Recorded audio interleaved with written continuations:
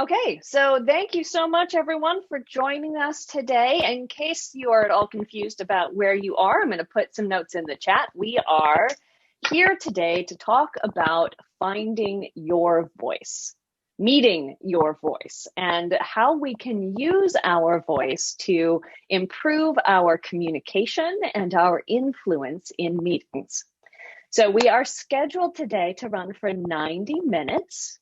And our host today, our instructor today is Mr. John Barron. John, wave and say hi. Hello. And if you're here, I am so hopeful that you had a chance to look at John's background and whatnot, and you'll have plenty of chance to hear from him. If there are any questions, we are in fact recording, because one of the things that we do on these sessions is that we hold them for posterity.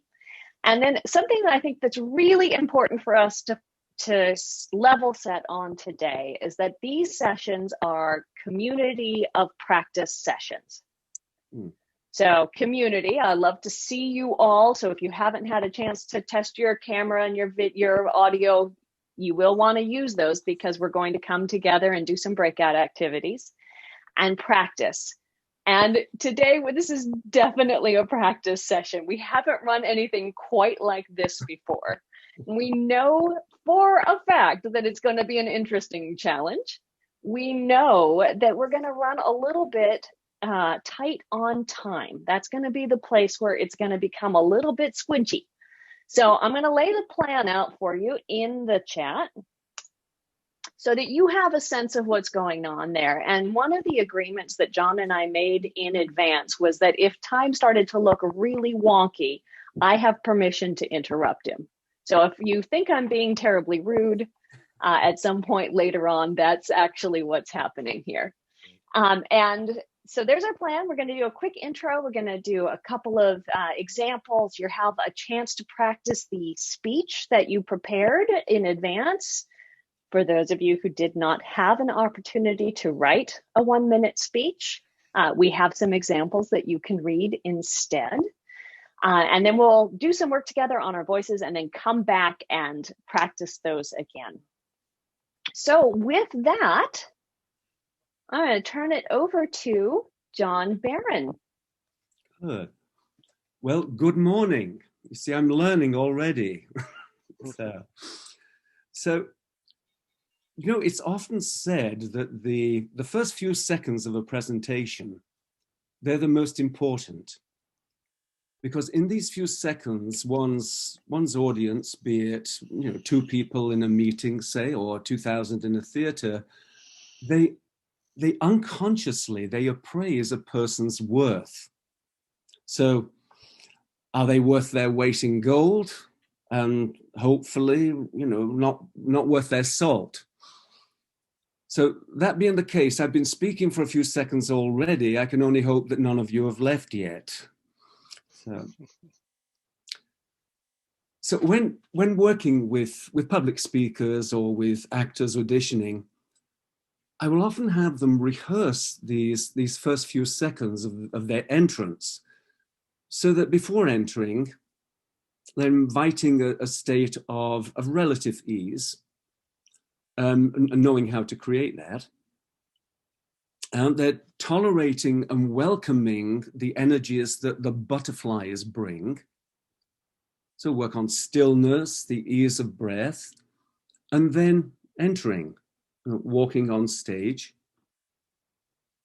And then they'll face their audience and they'll introduce themselves clearly and simply, but with stillness. Now, the psychophysical ease in which we do all this, it'll actually determine how we sound in the moment. Because our mind, body plus tensions, they're conveyed vocally. Our voice being a reflection of this, this magical instrument we call a person. The theatre actor is trained in integrative movement and vocal use. In their training, there are technical considerations as well as artistic considerations. And it's not so different for communication skill in business. Technically, it helps to know our vocal instrument. And the artistic bit, let's say, that shows up in how we vary our vocal communication to best suit the demands of the occasion, which we could put that down to playing our instrument intentionally. So in business, the theatre is not the 2,000-seat arena. The theatre here is, well, the business meeting. So our goal today in today's meeting school is to let people discover that vocal change is readily accessible, and for them to understand why these changes are necessary in business. A study revealed 93% of our perception of others is determined by body language and voice. Training in the communication behind our words and with words, it's not a peripheral consideration, but a necessity when it comes to communicating well in business and to be effective in today's world. So whether you're dealing with customer relations, motivating employees, team management, leading meetings, mediating disputes, etc., it's important to know how to clearly communicate in an understandable way. Your voice represents your business. If your voice sounds dull, monotone, hesitant, phony, shrill, tense, unclear, your business will sound the same. So just becoming aware of the basics in vocal communication, breath, light articulation, and clarity, which we'll be looking at today, it can help undo 1,000 vocal ills. So now I'd like us to move on and to look at the pre-course form now. And I think, Elise, you're going to pop that up, yeah? So for everybody who has not done so before, you can see in the chat, and I'm going to put the link in one more time, a link to look at the form and then also to look at the samples for the people who didn't fill out the form. So here is the form for those of you who wanted to look at that. That's the pre-work. And then here are the samples for the folks who need those instead. Good. So just before we go into our first breakout room, can we have one volunteer? At least I don't see. Hey, there we go. I see one. You do? John will do it. Oh, good. Okay. So John, would you be able to read out your pre-course form to all three questions, answers to three questions, what you like about your voice, what you might wish to improve, and also your 1-minute speech. Could you just do that for the rest of us now, please? Well, yes. What I like about my voice is the ability to reach people and to share a depth of feeling with folks who need passion in their lives. And I'd like to expand that and to learn more about the artistry you bring to us today. And with that, I guess I'll go ahead with an intro. I'm the artistic director of the Salem Symphonic Winds in Salem, Oregon. Throughout my career, I've sought out music that will challenge and inspire our performers and audience members through awakening the magic and the passion in the music. Our ensemble embraces challenging literature that is rarely performed by community bands. It often takes 2 or 3 months to arrive at consensus and mastery of a work and to celebrate it in public performance.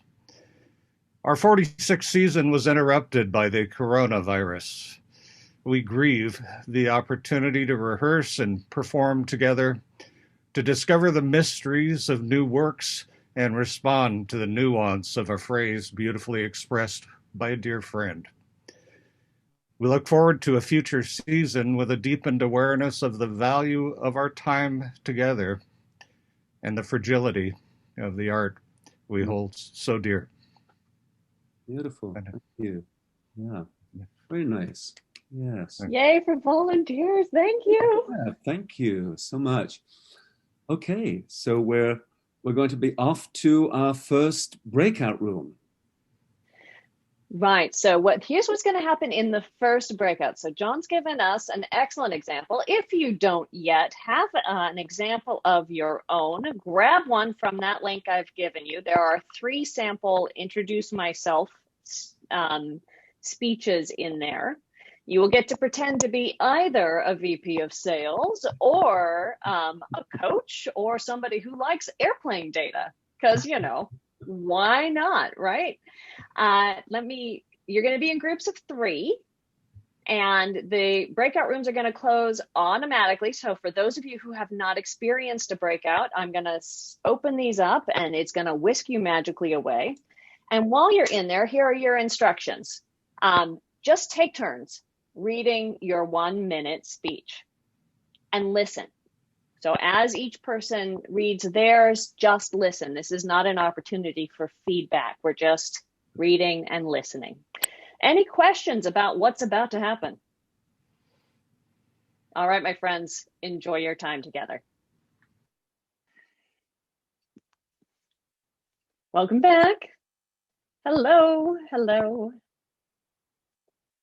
Oh, here they come. And you're all so quiet. Everybody muted on entrance. John Barrett, I'm so sorry. I stuck you off in a room by yourself. There's a button at the bottom and you can leave and return to the main session if you want in the future. So, hooray, practiced, and you're muted. That better now? Good. Thank you. So, just going to look at very quickly, we're going to look at some vocal do's and don'ts. And just so that we can start to become aware of them. Not that we're going to make great changes just in this short session, but by being aware of them, indirectly, it has an enormous effect. So, over time. So the first thing I want us to look at is breathing. And that what happens with a lot of people is that they oftentimes unconsciously hold their breath. So get very, very tight in that holding. So when you notice that you may be holding tension in the areas that are involved in the breathing function, what I'm going to suggest you do at that point is just simply stop, exhale, and then allow the inhalation to do itself. What oftentimes happens is that people are tight and they breathe in and they're just breathing in and reinforcing that cycle of tightness. So there's a lot that I could speak about the breath and posture, etc. I've put a couple of suggestions at the takeaway that you'll have, a procedure that will help you explore natural posture more and more, and the ease of being in oneself, which is what I suppose posture means. So the other one I'm going to look at too, which is very fashionable these days, is something called vocal fry. So you may notice now that I'm speaking, and when I'm speaking, I'm getting this slightly rasping sound. And a lot of people do this nowadays, and they think it's pretty cool. Well, actually, it's not so great. It's not great for the chords because they're not engaging correctly.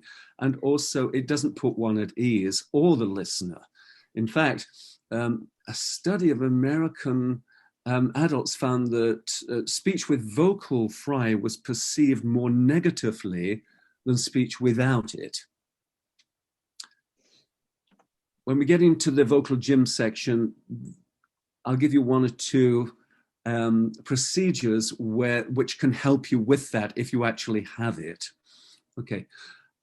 Then another one we want to look at: mumbles, the lack of clarity, the muddy sounds, so that when we're speaking, we're just kind of getting a very, very unclear sound, etc. And it makes it difficult for the listener. For the people for the person using their voice in a meeting, clarity is really important. And because I think the objective there is to put your listener at ease, and you won't be able to do that unless you're relatively at ease in yourself. And very quickly, some other things we want to look at or be aware of, let's say, breathiness, gasping for air in the inhalation, uptalk, which is when you raise the pitch in a phony way at the end of the sentence. Fillers, the fillers, etc.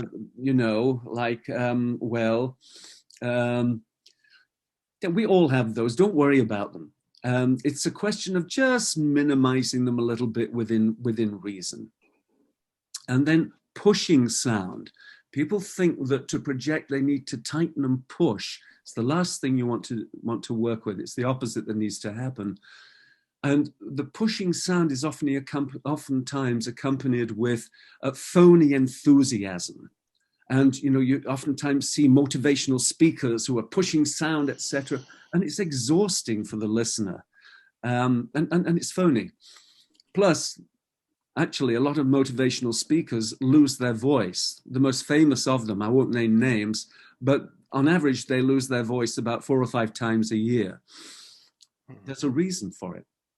Okay, and last but not least, a monotone or a lack of range of vocal lethargy. So I'm just speaking and it goes on and on and on, and we put I'm very excited to tell you that this next thing is going to be really useful, and already the listener's asleep. So again, just awareness of these, not great big changes.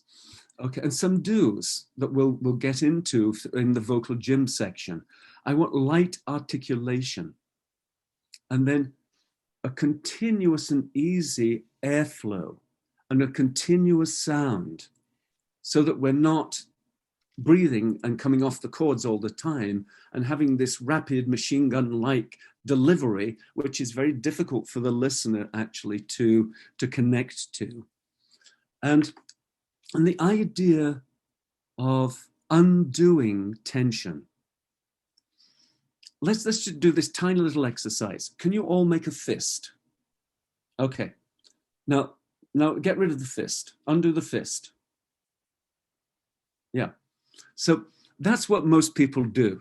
They'll undo it with movement, you see, this way. What we want to think of instead is to, first of all, realize that we're tightening, and then just send a little signal to let go. A gentle undoing. So that release and that undoing is how we actually undo into connection. So it's the undoing, and it happens for all it's the shoulders too. If they're tight, we don't want to kind of move them, then they just move the tightness. We want to just send a little signal, okay, let go. Allow that easy undoing, very gentle. And that's actually, you'll discover, is much more effective than any kind of muscular gyration you'll come up with. Okay, so let's, so some of the do is, of course, letting the voice reflect you. You find your own authentic sound. We don't want to copy another person's sound. And for introverts, we want to invite resonance.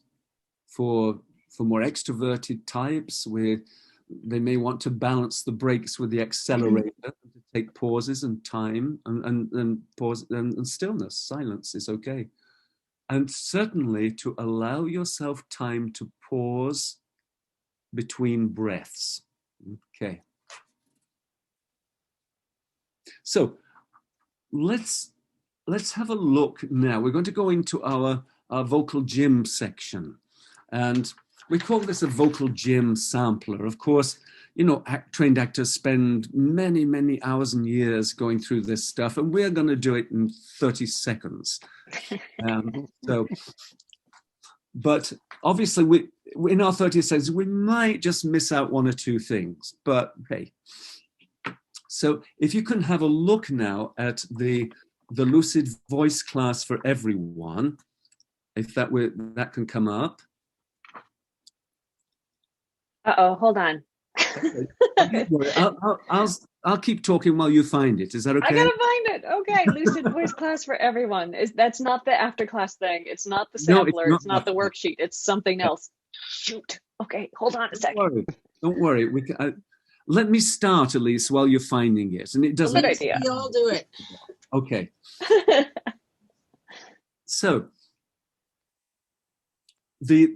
having a natural posture as best you can means that we're relatively open, because any downward collapse, if you fall down and collapse all those muscles, that will interfere with the breathing function. Likewise, if you sit up straight, you're just merely swapping the collapse for overtension. You want to find the ease in the midway. And again, from the takeaway information you'll have, I give you an exercise that you can do by yourself that will help you discover that based on the little fist example of undoing. So now we want to go to having this idea of the sound being continuous. This is really very important, because then we have an ease of breath, the ease of exhalation, and we can think of the voice actually just floating on that breath stream. Okay, so with that, what we're going to work with, we're going to just, can you come forwards on the front of your chair so that you're relatively well balanced? Spine. And just a quick note, I did, in fact, I believe, find the document. There's a link to it in the chat. That's fine. Okay. So, and now we're just going to stop breathing. Now gently exhale, dump the air, let your mouth gently open, and let the air bounce in. Good, very, very easy. And now we're going to start to make a little humming sound, which will allow that airflow to be constant. And we're also going to start to explore the resonances, where we can start to hear them or experiencing them in our own instrument. So I'm going to demonstrate, and then if the Greek chorus can follow. But first of all, we need to set up the Greek chorus. Is that okay? Yeah, we're up. Great. Okay. Yeah, so in terms of Greek chorus, what we would love to have is have 1/3 of you volunteer to be unmuted to begin with, and then we'll do another third. So what I'm going to recommend is that we take folks whose names start with A through J. That's not going to be a third, but you're gonna have to work with it. A through J as our first Greek chorus. Okay, so I'm going to make a sound, and I'm going to have the Greek chorus mimic that sound. Okay, so this is the first sound we're playing with, which is simply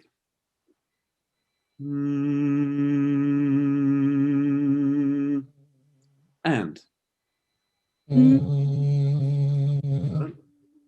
Okay, let's do that one more time. Great. So,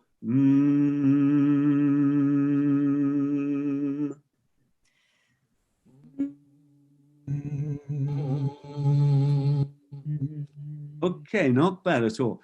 So, what we can start to experience is the little buzzing sounds, and where you may hear them in different parts of your body. Some people hear it in the chest, certainly in the sinuses here, and the bones resonate. So we want to find that resonance. So we'll try it one more time and just really allow that to happen. It's going to be a ma sound, M-A. Just think ma when you're humming. So go. Good. Going. Great. Okay. So you should experience just a little buzzing on the lips there. Great. Okay. So when we're doing that, the people who are muted certainly can follow along because we can't hear, but it will be helpful if you did. Okay. So when we're wanting to think that we want to access this resonance, because resonance is really what projects. As I mentioned before, in a theater, people think that projection is pushing sound, and actually it's the opposite. It's allowing the connection to all those overtones in our voices that then can fill the theater very, very easily. So a really accomplished actor can have a very, very low voice and be heard at the back of a 2,000-seat theater. Okay, now we're going to jump very quickly into a little articulation. And for that, what I'm looking for is very light articulation. Oftentimes people in meetings, etc., pushing sound out in order to be heard. And we want it, again, the opposite way, to be very, very light. And for that, we want to have to be aware of the independence of the jaw and the tongue and a little bit the mouth corners. So with that, we're just going to have the Greek chorus again. Just let the jaw gently release there. And we're just going to move the tongue, not the jaw. So all I'm going to work with is la, la, la, la. If you can. La, la, la, la. Very good. Okay, let's try again. Just there, you see, no movement of the jaw. La, la, la, la. La la la la la la la la La, la, la, la. Great. Now bend your tongue back a tiny little bit. La, la, la, la. la la la la. Great. La, la, la, la. Good. And now, da, da, da, da. Da, da, da, Da da. da. Good. Ta, ta, ta, ta. Ka ka ka Ta, ta, ka. ta, ta. Ta, ta, ta, ta. Ta, ta, ta, ta. That's it. Yeah. So what we've got is that tongue is doing all the movement and not the jaw. The problem with jaws is that, these muscles are the strongest per square inch in the body, the masseters and their closers, as are the temporalis, etc. So when they get very tight and the jaw starts to try and do the articulation, and then it's as if you're driving with the brakes and accelerator there. So, John, I have a question. okay.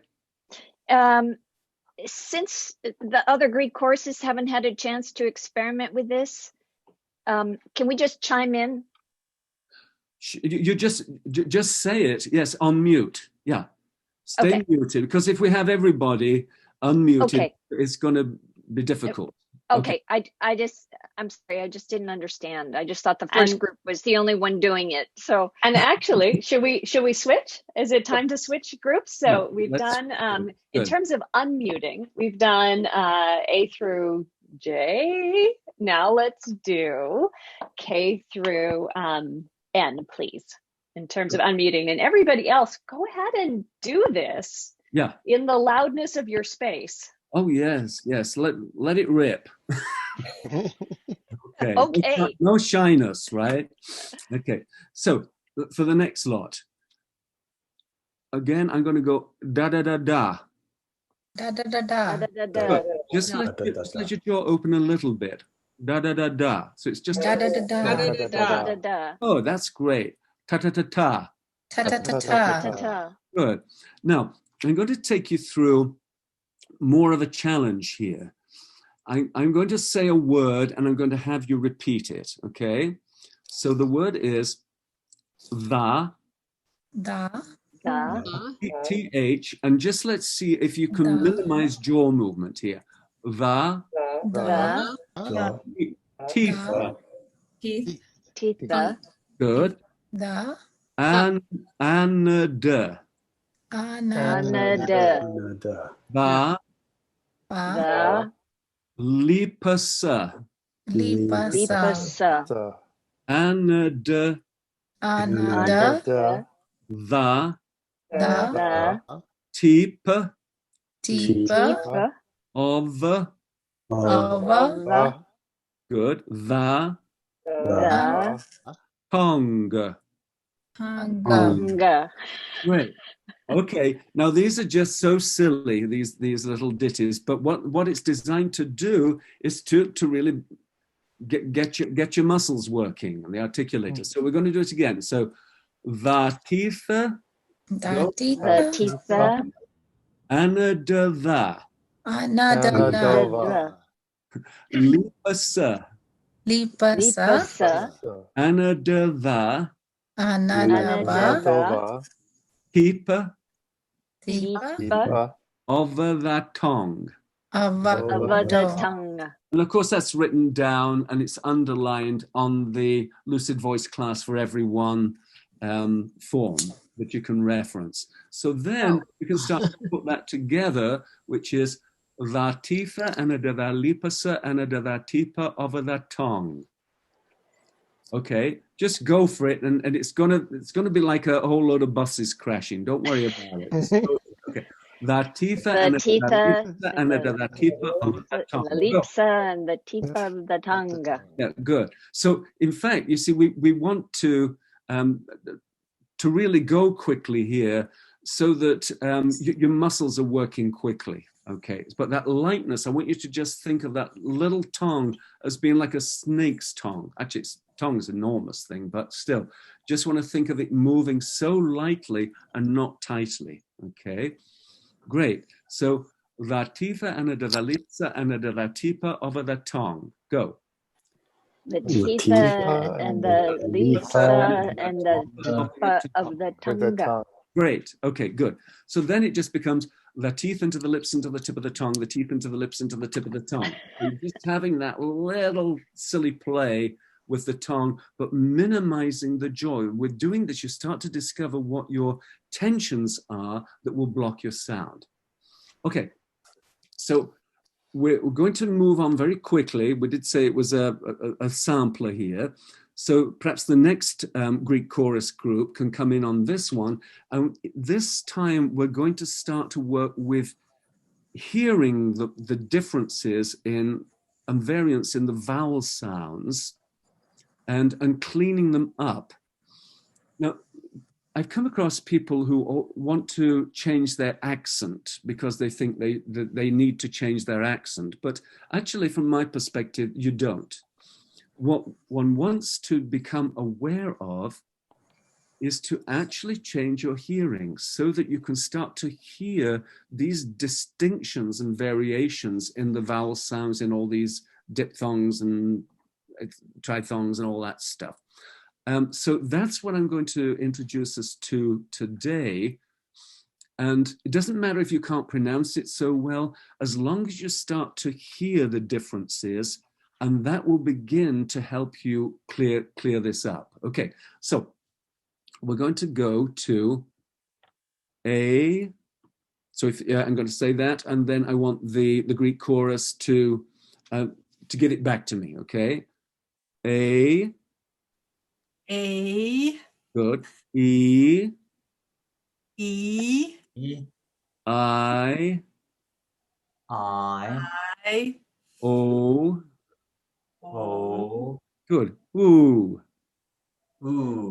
Very good. So A, I, O. So see if you can work that so it's a continuous sound, ideally. So go.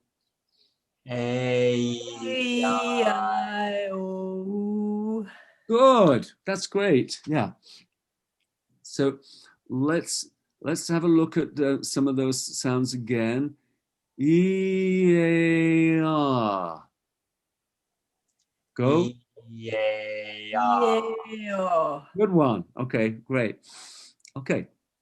Now I'm going to take you into some other sounds, vowel sounds, that are all from the 5 root vowel family.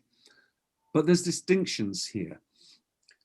So I'm going to do it sound by sound, and then if you can follow me, okay? So, ooh, go. Ooh. Ooh. Good. That's great. And if you can continue the sound for now. So instead of ooh, which we're used to saying, just in clipping sound, I'm going to have us make that a little more legato. So it's going to be ooh, ooh, Ooh. ooh. Ooh. Good. Ooh. Very good. Now the next sound is oh, Oh. Oh. oh. Oh. Oh. Yeah, don't be shy. Knock it out there. Yeah. Or, Ah. Oh. good. That's it.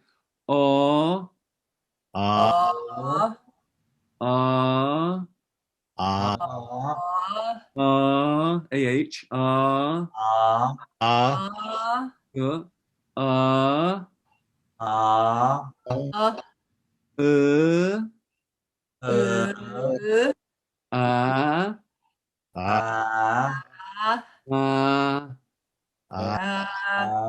eh, Eh. a, Eh. e, E. e. E. E. Good. And with that, again, with the, if one could minimize a little of the jaw movement, not necessary, okay? So we're going to go, ooh, go, Ooh. Ooh. ooh, oh, Oh. yeah, just jump in, don't worry about it. Ah, Ah. go, ah,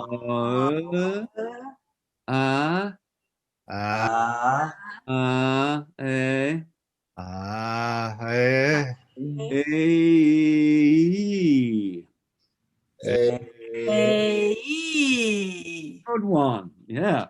Someone did a great E there. So, wonderful. So now we're going to have a look at a phrase that's listed just under all these sounds. If you look at number 5 on the voice class paper, okay, you'll see there's this phrase under all those vowel sounds here. So who would know, go for that, who would know, repeat. Who would know? Good. Now see if you can do that so that you make the continuous sound. It starts, the vowels start to swim into each other. So, ooh, go. Ooh. Go. Oh. Oh. Oh. Good. So there we have that. Those are the ooh-oh sounds there. Ah. Go. Ah. Ah. Must learn. Must learn. Good. Very good. Act. Act. And then. And then. And minimize the jaw.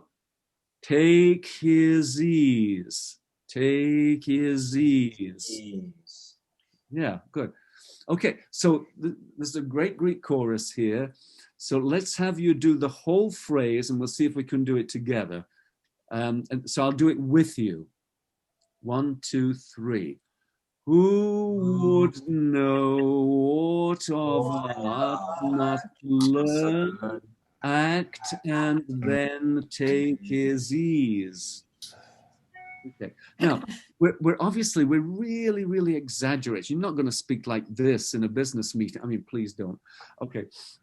But when we start to hear these distinctions and we can start to clear it up, no matter what the accent, people will be able to hear you.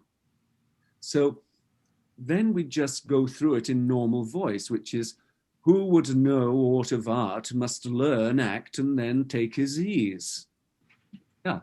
But if we really play with this a little bit before, and we really start to hear these different sounds, and you can use your 1 minute speech for this, so that you can look at what the vowel sounds are, make the distinctions, and then when you start to read it through, I guarantee it'll sound a lot clearer. In fact, if you again look at the voice class page, I've underlined in a little poem, the Poe poem, once upon a midnight dreary, while I pondered weak and weary over many a quaint and curious volume of forgotten lore. Now I've underlined all those vowel sounds, diphthongs, etc. And that's what you want to connect. It's the vowels, the swimming of the vowels that actually connect the voice in a much more enlivened way. So if I were just to do that and just to make the sound, and we're looking at the sound behind the words rather than just words themselves, then I'll go,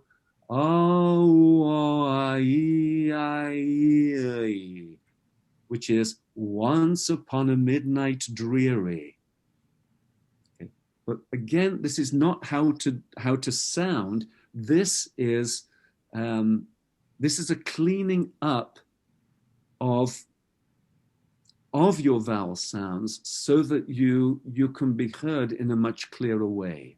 Okay, so going now to, just written down here about acoustic awareness and space. Usually when we're in a room, business meeting, theater, whatever, we try to push the voice and to project ourselves. Well, instead, we want to just be aware of the space and the people in the room. If I'm in a big theater and I'm aware of the size of the theater, you know, our upstairs will do it. It'll sort it out. You'll be able to be heard if you just take in that space. So if you imagine there's a person just 3 feet away from you, and then you take in the space of the room, and you will be heard. If they're, 30 feet away from you, and then you just take in that space. But what we don't do is push the sound. Not to push, not to do this thing they call projection. No, it's the more you find resonance, and you will find resonance from the vowel sounds, the more that will actually fill the space and the more it will communicate. So, good. So,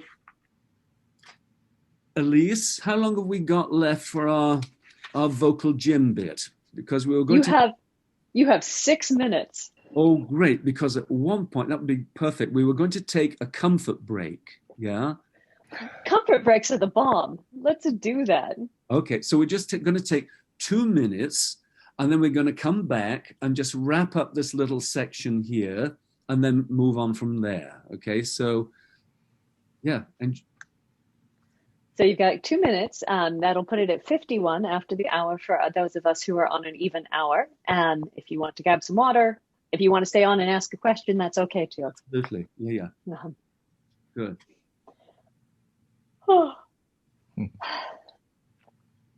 So Brian had a question earlier, John. He asked, what kind of resonance are you looking for? Or was that even the point yet?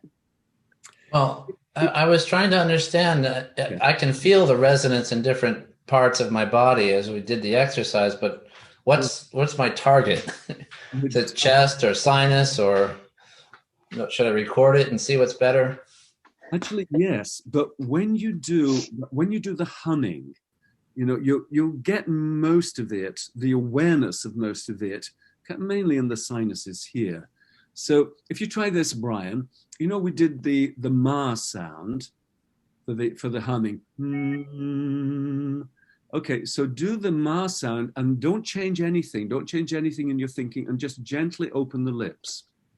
So ma. Try that. Do you want to go? Ma. Very good. Take the pitch up a little higher. Ma. Ma. That's it. Ma. That's a bit high. Where you were in before. Ma. That's it. Ma. Ma. That's good. So in that, you then, when you're actually phonating, just be aware of where that resonance is. But for now, if you think of keeping it in, you know, in the head, that is a good way to start the exploration. Thank you.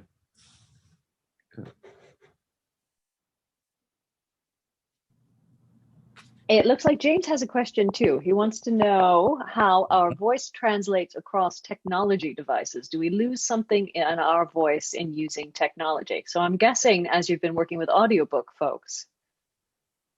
Well, you know, there's wonderful things that microphones do, but my old voice teacher, when I'm going back when I was in my 20s, and she was in her late 70s, she used to get very angry and say that microphones had ruined voices. So there is a difference. I mean, when you hear a live voice, there's nothing like it. But there's still the wonders that technology can do, and you know, bring voices alive. So I'd say that yes, when we're using microphones, we don't need to force anything. Just let it be easy, and the ease actually will invite the resonance, and yeah. So yeah, trust the microphone, but also really value what the naked voice can do. Good to know. Thanks. Speaking of getting naked with our voices, it's time to get back into it. Okay, good. Okay, so I think that what I'm going to do is to just go through again what we briefly covered. And I think the Greek chorus at this stage is so well rehearsed, they can be a massive Greek chorus here, a whole lot of them. Okay, so let's go back to the articulation, the light articulation, where we want the independence of the tongue from the jaw. Okay, so with that, we're going to go to make some very, very gentle tip of the tongue sounds. So for now, it's just going to be da da da da. Go. Da da da da da da. And everybody gets to unmute on this one, right? Oh yes, please. Yeah. Okay. Yeah. So da da da da. Da da da da. Da da Da da da. Ta ta ta ta. La la. La la la la la. la la. Na na na. Na na na Na na na. na. That tongue is just moving. Oh, no. Ra ra ra ra. Ra ra Ra ra ra ra. That's more difficult. That was a mean one to throw in, actually. Still, you did okay. Can I say something? Yes, please. Actually, you know, in Hindi language, Yeah. those are the alphabets they teach us when we start learning the language, like how we have alphabets A to Z. So similar language like E, A, I, I, U, E, Ang, A, Ha, Ka, Kha, Ga, Gha, Ga. They are called as like Swar Vyanjan. So there are 12 of those and 13 of those Vyanjan. So that's the language I have always studied. Never thought from that perspective what you are teaching today. Well, I'm glad. Yeah, sounds great. Okay, let's move to that difficult one. Okay, which is Ratifa anadadalipasa anadadatipa over the tongue. Can you see there's very little movement? It's that jaw moving. So go. Ratifa Anadadalipasa and the tongue. This is great. This is wonderful. The buses are crashing. This is just perfect. It's not about getting it right. It's just having fun and the awareness that comes from seeing how that movement of the tongue can actually be. So just really think of it like a snake. So let's try it one more time. La Going. tifa and the tifa and tifa and the la tifa over that tifa tongue. and the Don't leaf. exaggerate. Go. Tifa and The tifa tifa and and the the lips lisa and the tip of the tongue. Good.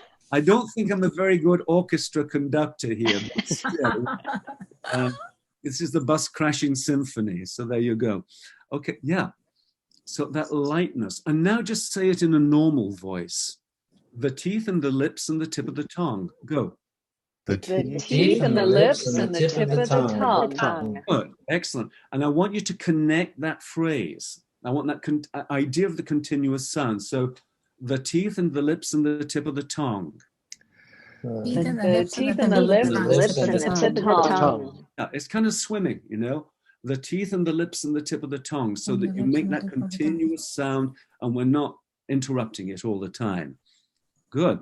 So now we're going to go on to, actually, I think you're also advanced. I think we can go on to saying that Poe, the Edgar Allan Poe poem.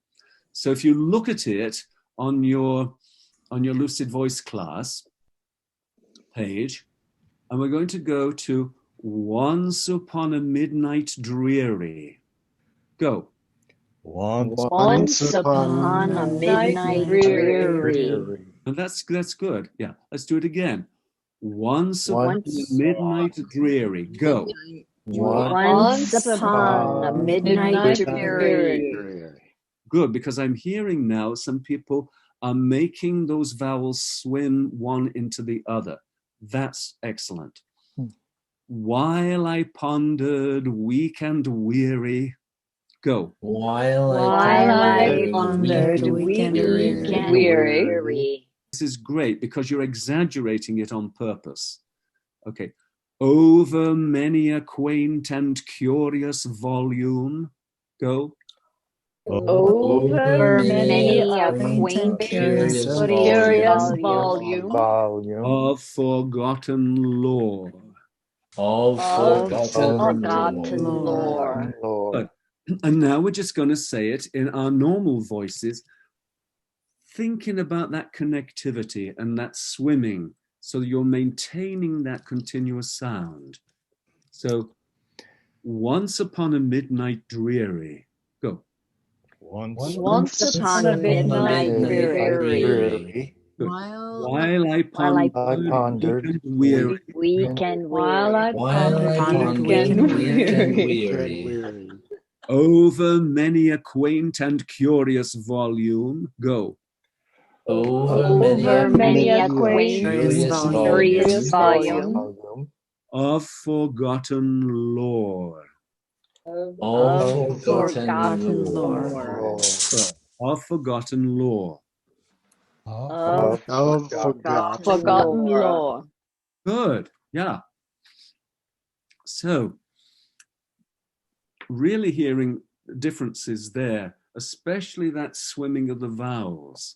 That connects to resonance.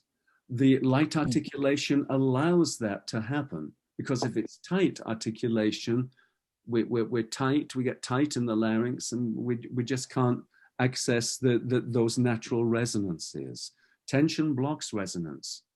So, good, okay. Well, I think we can probably move on a little bit now. And this is now the second breakout room.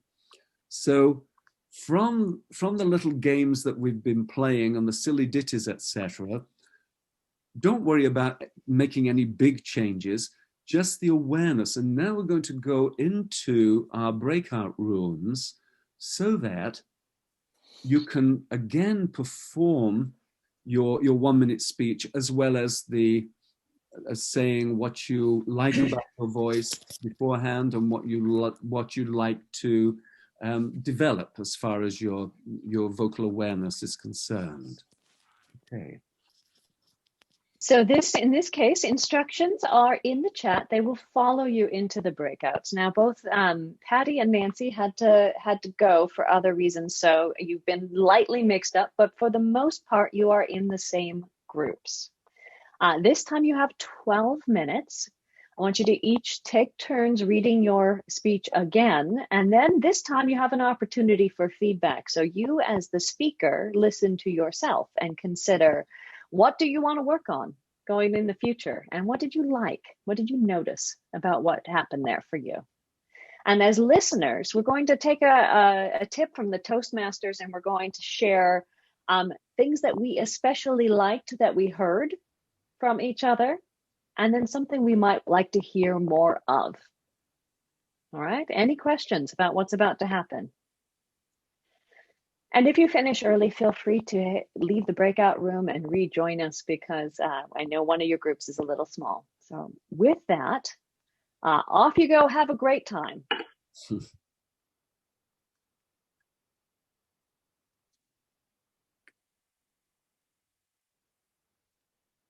We shall see what they say when they come back. I wonder if that was enough time or too much time or not enough time. Don't know. You'll never know. You can never tell with these things. It always depends on who, how excellent your conversational partners are. Mm.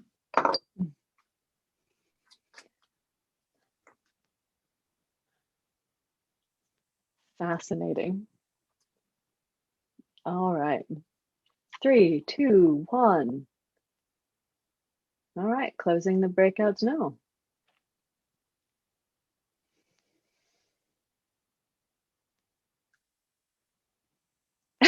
Some people are jumping back in. They only had 15 seconds. Welcome back.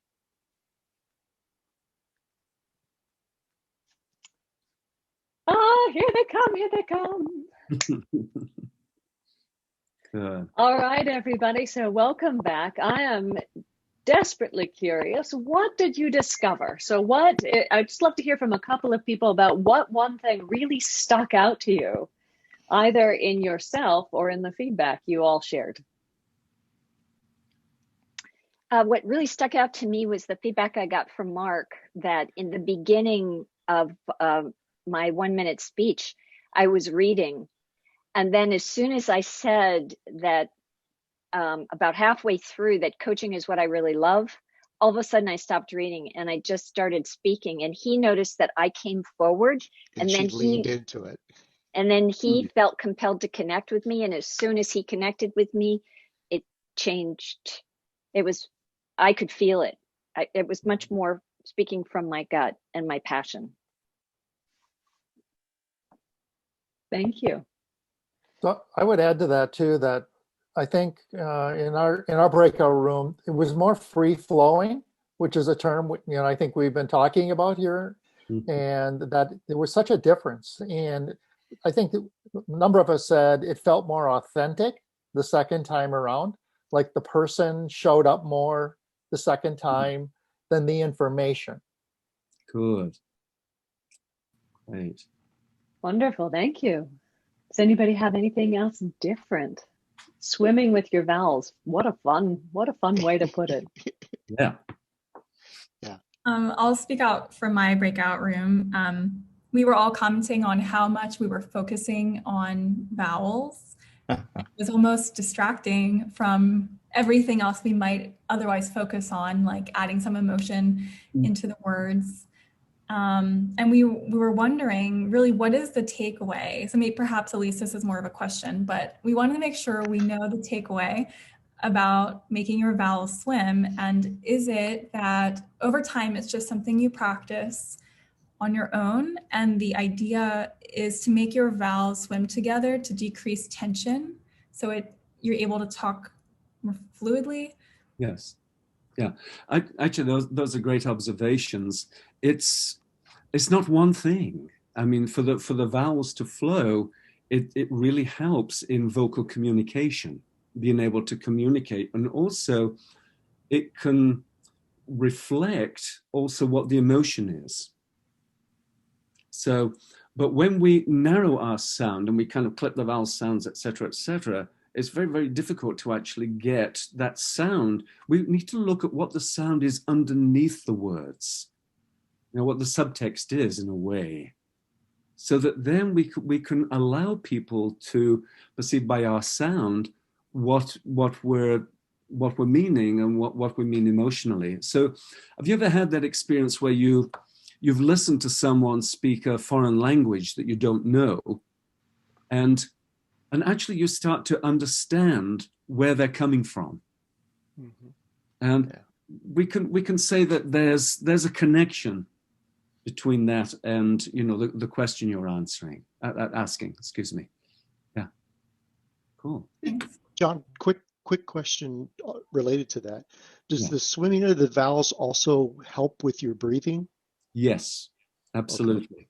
Okay. Yeah. So we want continuous airflow, mm-hmm. and therefore we can't. If you hold yourself tightly in your rib cage and your diaphragm area, etc., you'll see my voice changes. I'm just doing it now. Mm-hmm. I can't get the resonance. I can't get the continuous airflow. I can't get the ease in my sound to put my listener at ease. It's tight. I'm still tight. So I undo. And then when I start to speak again, it's much easier for the person to be able to hear what I'm saying. Not just the words, but how I'm saying it. That gives us the emotional understanding of where the person's coming from. And for ourselves, it expresses our emotions. It's often said that if people don't breathe or breathe tightly, because they're not able to express their emotions. Yeah. So I was going to say, one other thing I took from that is from my swimming with the vowels, I realized how I needed to rewrite that introduction to breathe better. Good. Yeah. So, you know, if you go through it, just like we did the Once Upon a Midnight Dreary, and I underlined the vowel sounds. If you do that with your speech, everyone, and you're able to distinguish the consonants from the vowels, and you can swim the vowels, that will make a huge difference. So, John, this is Terry. Could you give us some examples of some people we should be listening to, let's say on TV, just, you know, people doing commercials and, you know, things that are really good examples from you?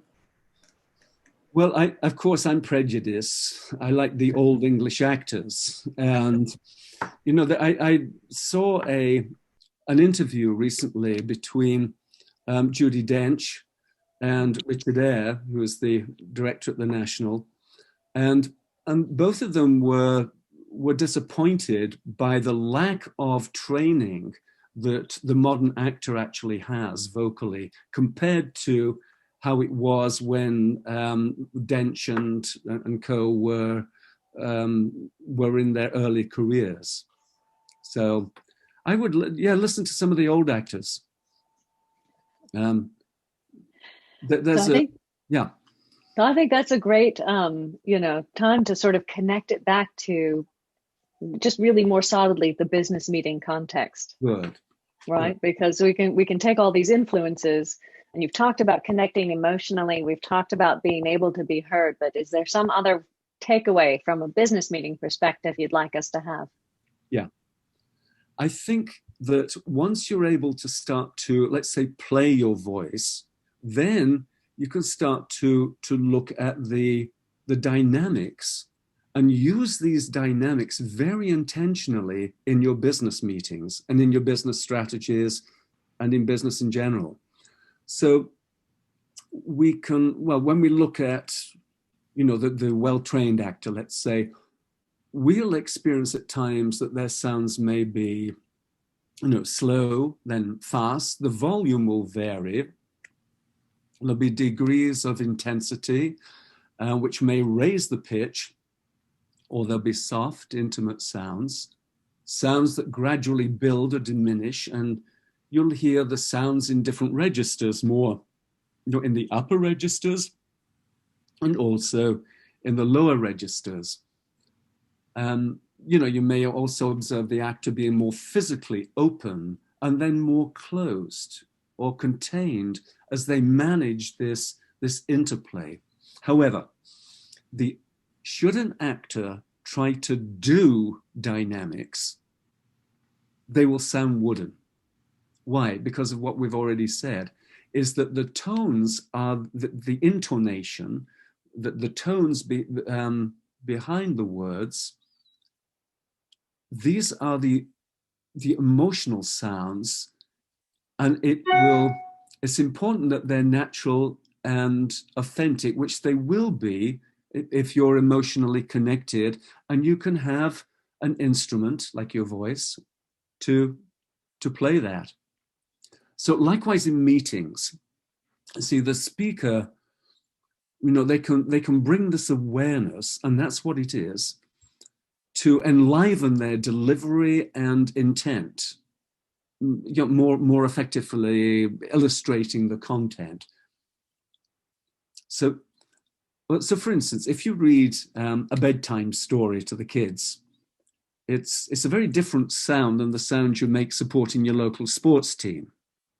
There's variance there, and navigating the variance and the intonation opens up a new means of communication in business meetings.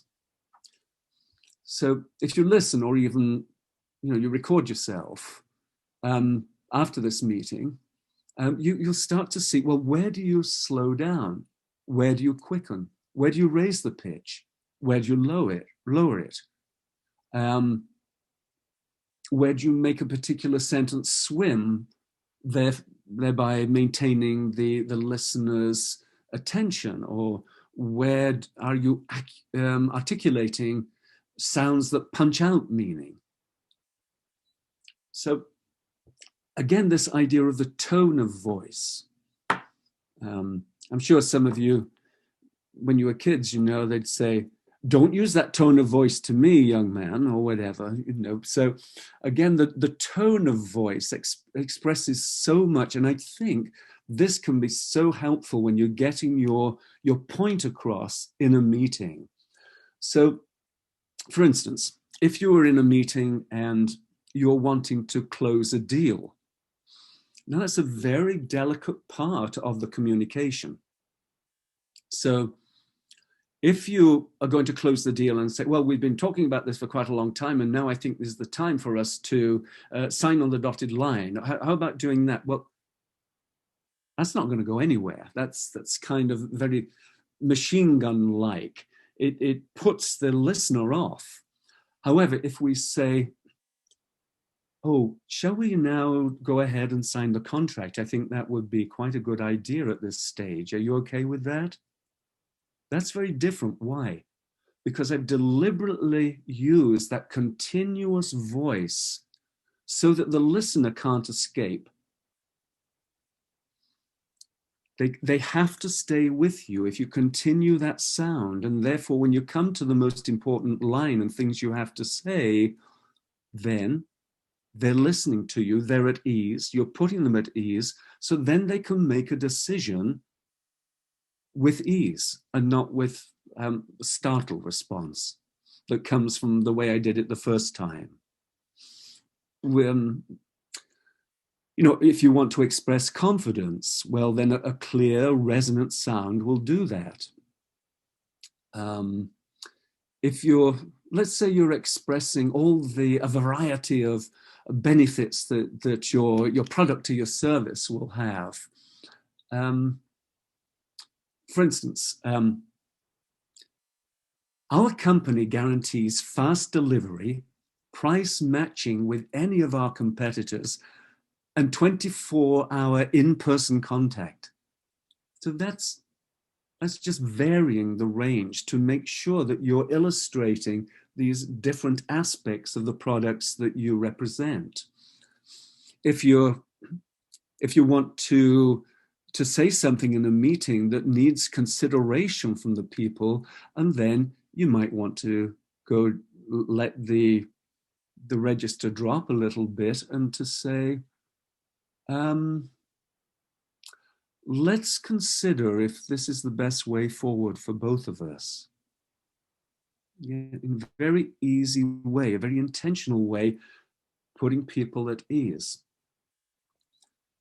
If you want to express excitement in an idea, without going off the rails, you can increase the pace with crisp articulation.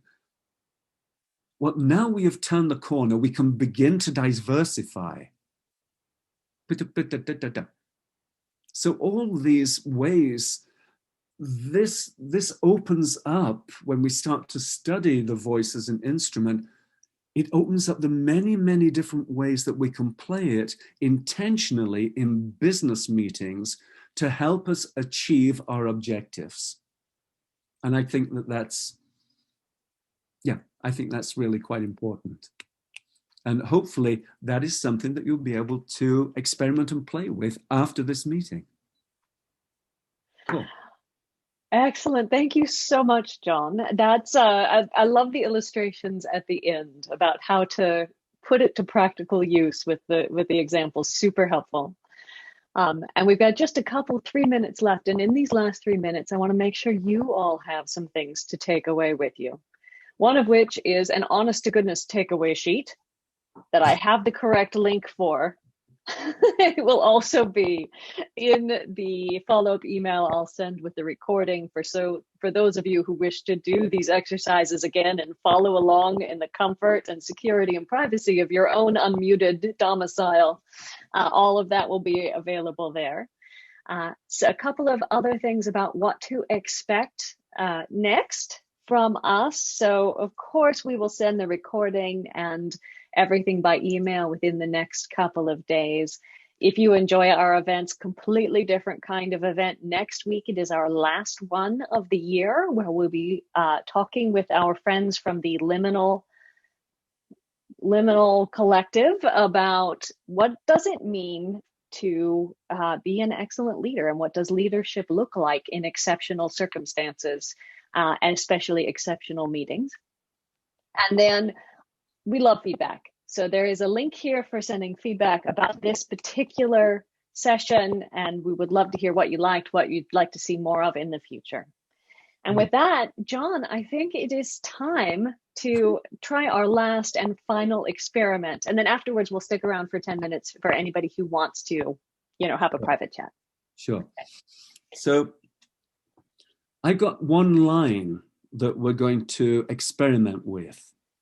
And this is the line. I'm going to say it in a number of ways to see what your thoughts are in hearing it. So the line is, I think it's time to end this meeting. So I'm going to say it now in a few different ways. Again, going back to some of the do's and don'ts. I think it's time to end this meeting. Okay. There's the vocal fry. I think it's time to end this meeting. There's the mumbler. I think it's time to end this meeting. There's the monotone. Oh, I think it's time to end this meeting. There's the over-enthusiastic motivational dude. Okay. Or I think it's time to end this meeting.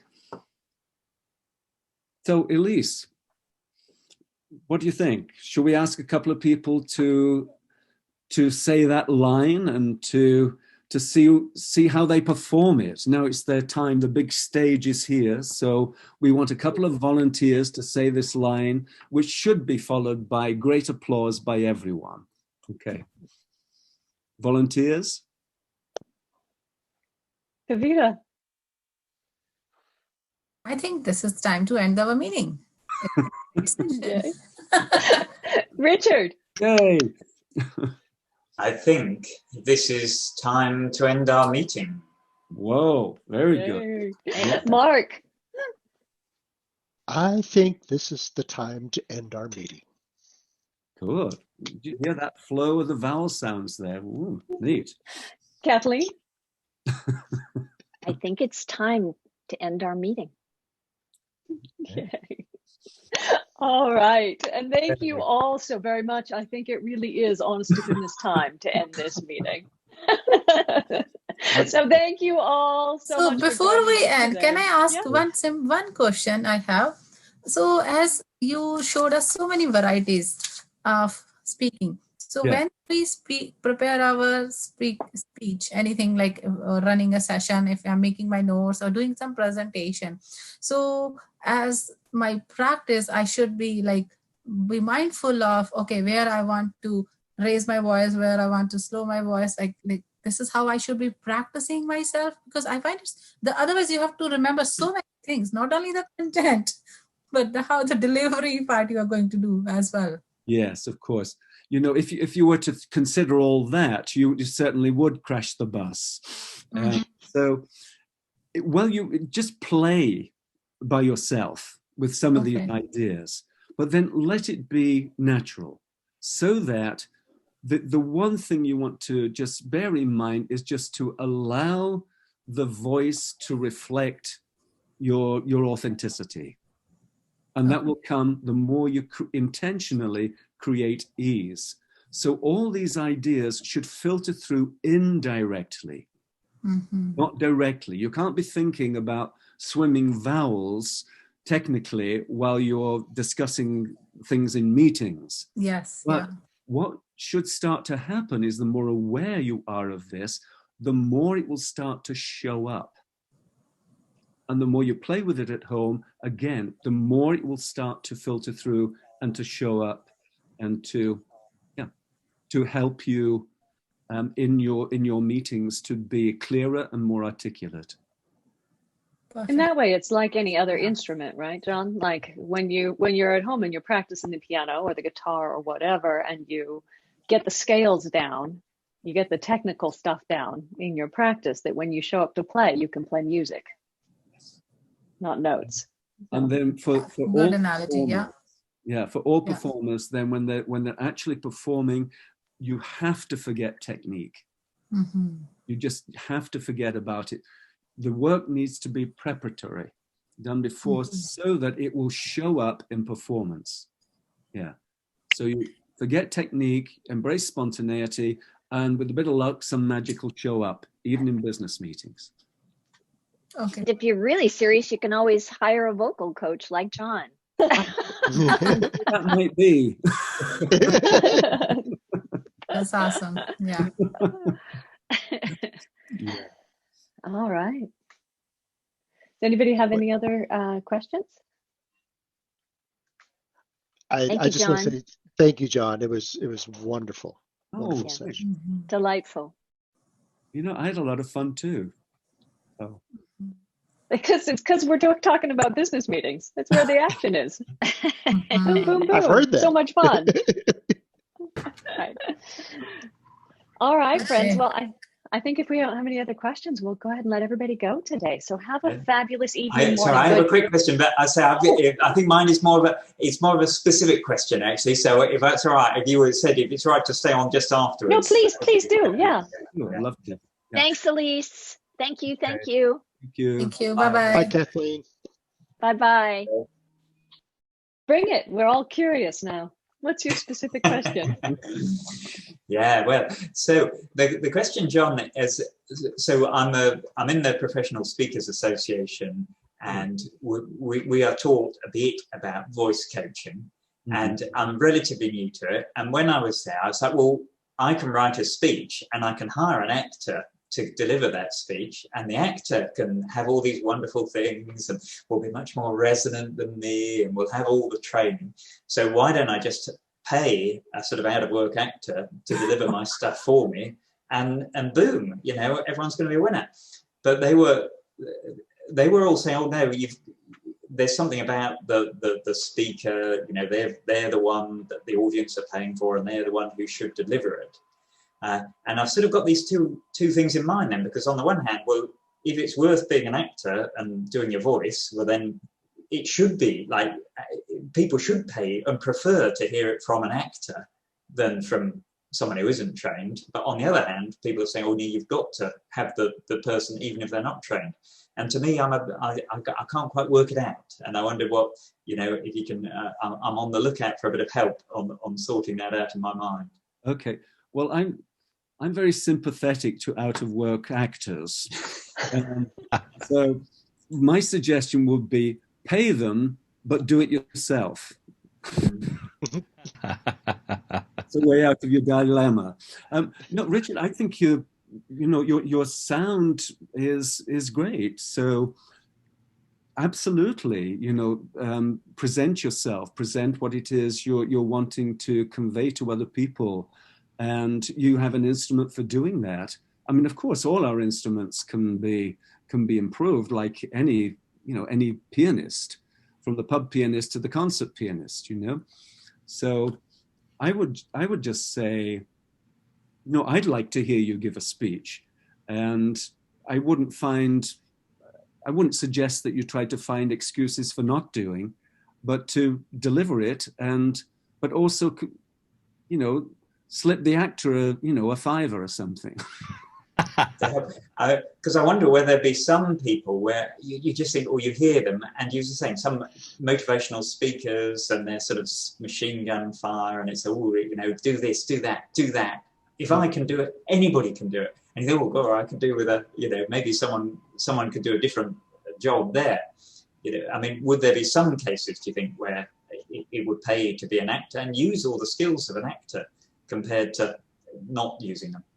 Well, if you were doing you had a voiceover or something like that, yes. But I think if you're actually appearing and you're asking an actor to perform your written words, there may be a dimension missed there, rather than it coming from you.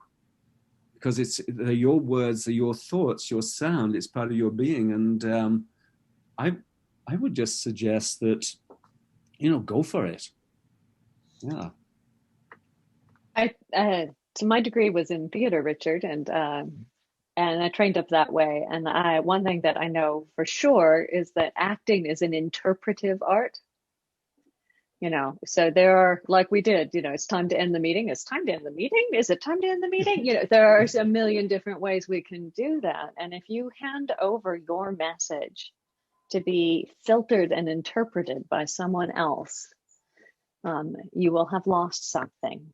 And you will have lost your own ability to see how the audience understands and connects with it for you and your own development and learning and taking it to that next step.